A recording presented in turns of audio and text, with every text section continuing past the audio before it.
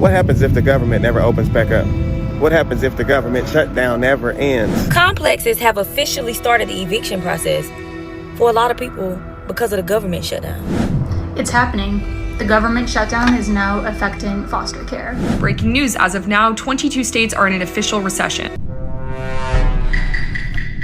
This is unprecedented, and you do need to prepare if you're a traveler. Starting today, they're going to reduce the number of flights by 4%. But by next Friday, they're ramping it up to 10%. The good news, the major airlines are responding. They have all said if they cancel your flight, and more importantly, if you call ahead and say, you know what, I have flexibility, I want to cancel and avoid this chaos, they will give you a full refund without a penalty, and that includes those basic economy fares that are like never refundable. The long haul flights and the international flights, American, Delta, United, say they're trying not to impact those at all.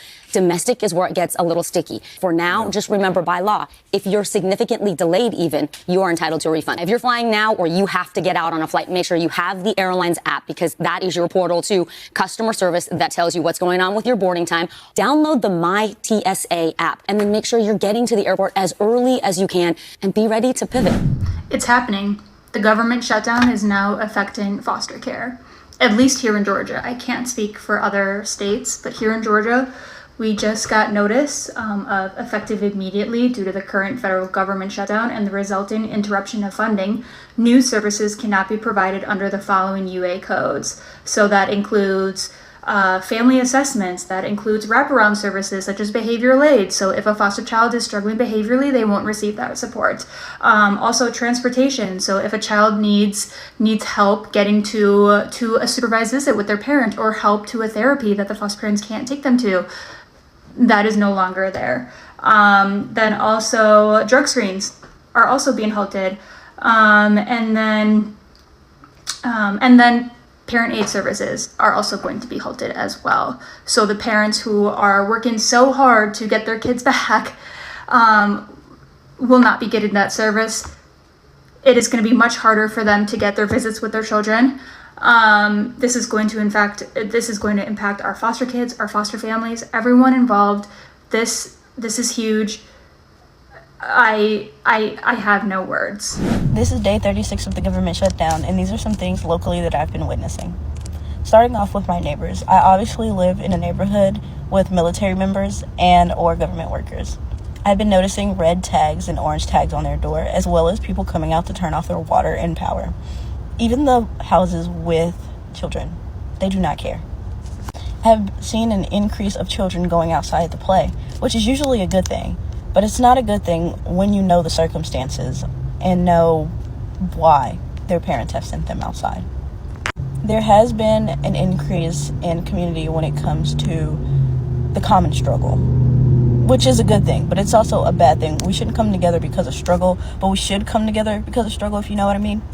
I feel like this isn't talked about enough, but the mosque, I think that's the Muslim religion, they have helped the community a lot, not just Christians. They help everyone. Like, it's so insane how undermined that has been. And no, you don't have to be their religion. They are just the kindest people. There has been an increase in drinking. Yes, there's always been drinking in the military, but there is a significant increase. And it's really concerning. What happens if the government never opens back up?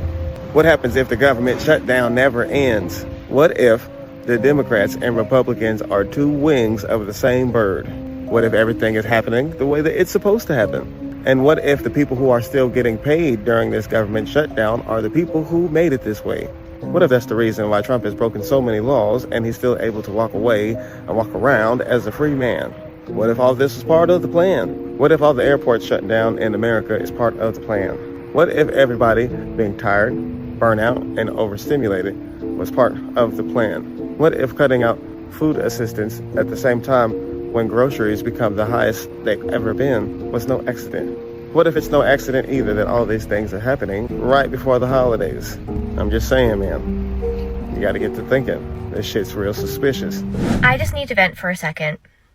We are almost 40 days into this government shutdown, and the lack of coverage that I see happening of the people that are being impacted by this shutdown is appalling to me. Do not get me wrong. I am so happy that the courts have ruled that the administration needs to pay SNAP benefits to the thousands and thousands of Americans that need that. I am so happy about that. But do you know who else is wondering how they're going to put food on the table tomorrow, next week, the week after that? Thousands and thousands and thousands of federal workers. Thousands. They are your neighbors, your friends, maybe your family. These people have been showing up to work every single day and not getting paid for 5 weeks. And just because the government is shut down, their bills have not stopped. They still have to pay their mortgage. They still have to pay their heat bill. They still have to pay their electricity. And oh, by the way, they still need to put food on the table for their families or themselves. And I have not seen one federal employee outside of air traffic controllers be interviewed by the media about how this is impacting their lives. They don't talk about it. It's like they're the forgotten federal workers. Complexes have officially started the eviction process for a lot of people because of the government shutdown. And in case y'all don't understand just how deep it actually is, even if the workers were to start getting paid right now, today again, y'all do know that they still got to pay back pay for like at least this past month or month and a half that they haven't been able to pay their bills, let alone rent. So when you think about it, yes, understand just how bad it must be for people to expect that you will continue working without pay. But do you not understand what it's like to get paid eventually again and have to figure out all this stuff that you about to owe from when you couldn't pay? People are losing their vehicles that they already been robbing Peter to pay Paul to make payment on before the government shut down. Now they just gonna lose it all together and probably not even gonna have enough for a down payment to get another one because the credit gonna be shot because of the other things that they Breaking news, as of now, 22 states are in an official recession. This means that for a vast portion of Americans, we are facing economic hardship. So don't let economists and Fox News reporters tell you we're fine, we're not in a recession, because we are and we have the data to prove it. Recession is often characterized by a lack of job opportunities as well as persistent economic hardship lasting more than a few months. Current estimates suggest that 60% of Americans are living paycheck to paycheck, and many people are struggling to put food on the table each day. States currently in or on the brink of recession include Oregon, Georgia, and Illinois, where I currently live. There has been a significant decline in economic activity in these states that has lasted for more than a few months. The craziest thing is that the District of Columbia, or DC, the capital of the country, is one of the territories that's hit the hardest right now. But why? Largely because of Trump's economic plan and the tariffs. So many politicians are lying to us right now by saying that our economy is the greatest in the world, especially those on the right. And I want you to know right now that no, you're not crazy. Yes, the economy is worse. Yes, it is harder to get a job. And yes, it is because of the person who is in office right now,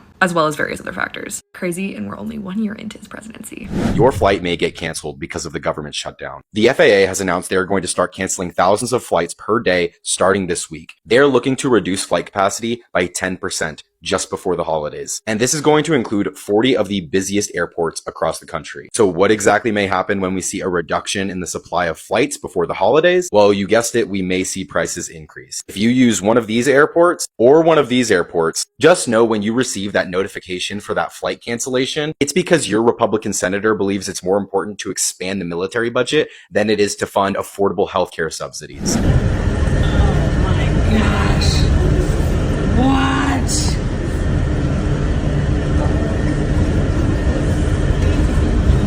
So as you guys can see, the government shutdown is affecting a ton of people across the board. And if you're looking to travel, I wouldn't do so unless you like to wait. 10 hours later. Don't forget to subscribe to the channel, guys. Leave a like and check the previous video at the end. Day 26 and the government's closed. How the hell I'm gonna wipe my nose? I know. That's that revolution. That's their revolution, not mine. I'll take my pay stub and guess what I see? Them bitches still taking out their money for the taxes. Yeah, for the taxes. And I thought, how the fuck is the government supposed to be closed? But I check my taxes and they still taking them out. And I scream to the top of my lungs, I need to pay my bills.